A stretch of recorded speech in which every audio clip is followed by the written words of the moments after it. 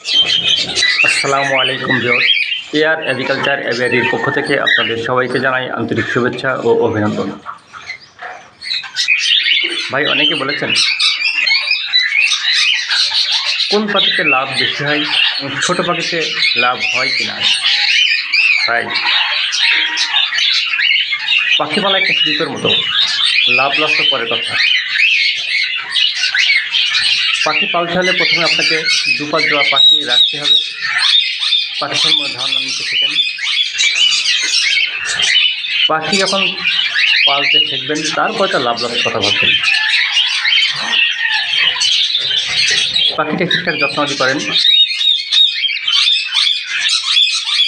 পাখির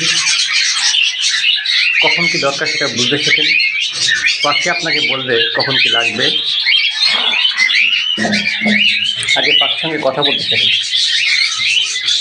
তারপরে পাখির লাভ লসের কথা ভাবেন। পালতে পারলে পাখির কোনো লস হয় না। আর সবসময় চেষ্টা করবেন স্বল্প দামের পাখি দিয়ে অল্প পরিসরে শুরু করুন। পাখির সঙ্গে ধারণা নিন,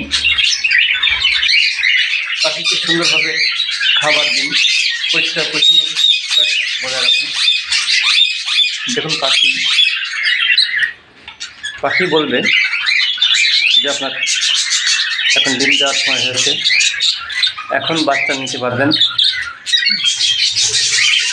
আর পরিপূর্ণভাবে ডিম বাচ্চা করতে পারলে তখন আপনার লাভ দেখতে পাবেন।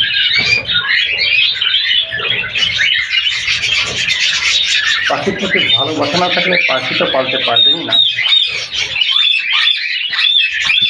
লাভের কোনো আশাই তো করতে পারেন না। লাভটা তখন আসবে যখন আপনি পাখি পালতে শিখবেন, ব্রিডিং করাতে পারবেন।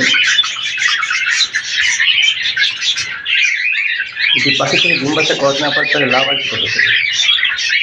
আপনি পাখি পালতে শেখেন, বুঝতে শেখেন, তারপরে লাভ লস হিসাব করেন।